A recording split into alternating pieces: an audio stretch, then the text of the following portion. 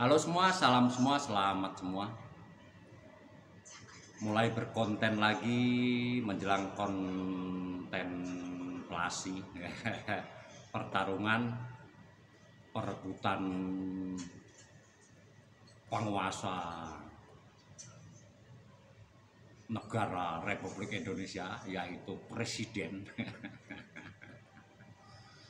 Maksudnya didaulat untuk dipilih dan yang terpilih gitu ya. Pemilu yang akan diperebutkan oleh 3 kandidat.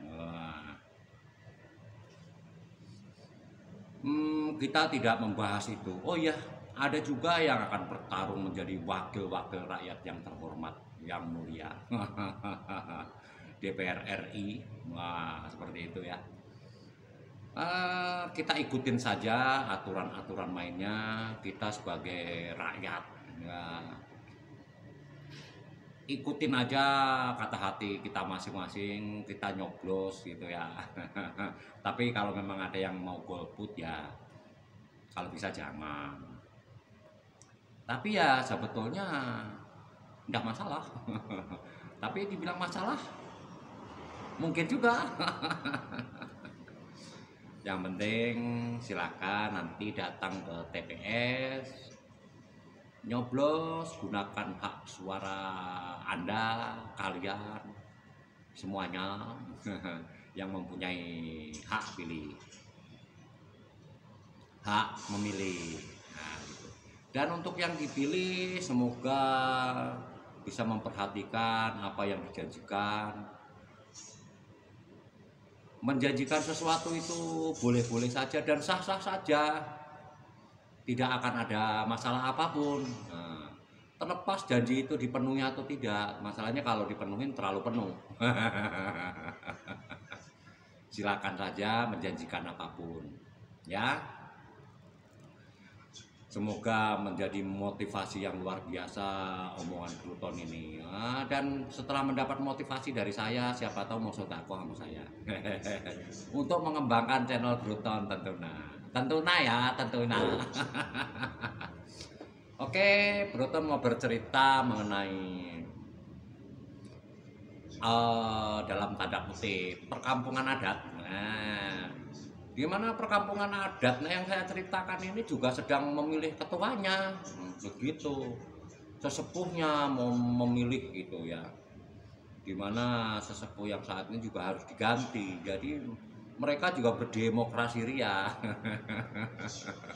Nah, itu yang akan saya ceritakan ya.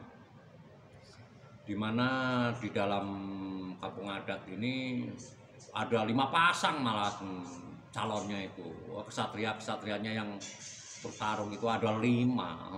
Enggak cuma 3, 5. 1, 2, 3, 4, 5.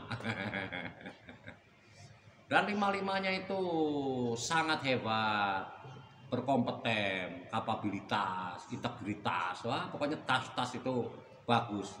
Nanti saya yang jual tasnya. Itu ya intinya. Dimana dalam kampung adat ini menganut sistem demokrasi. Demokrasinya mirip-mirip negara kita lah pokoknya. Jadi sudah pasti dan memastikan di kampung adat itu pemilunya bisa 3 putaran.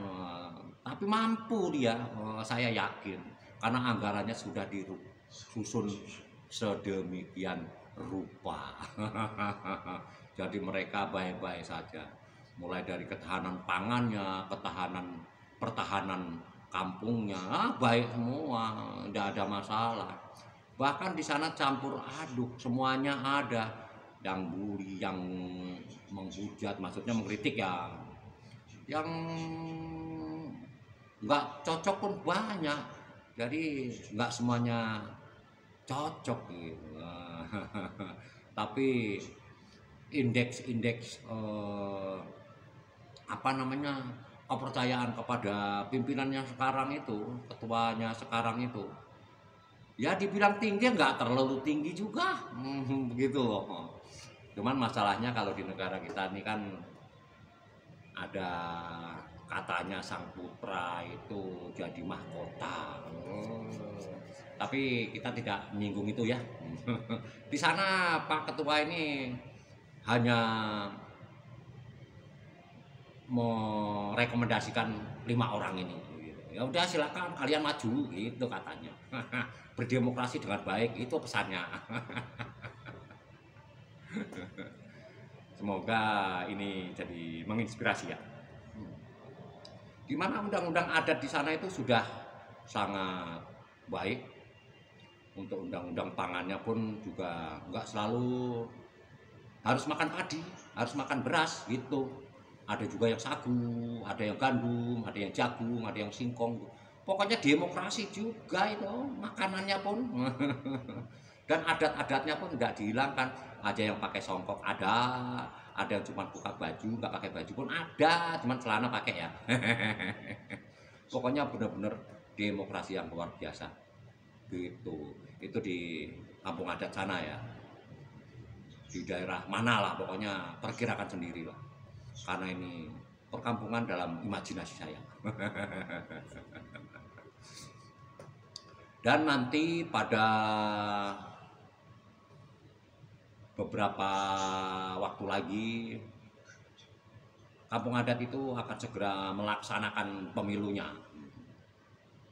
Dan seperti kalau di sini tuh panitianya itu wow, bagus semua.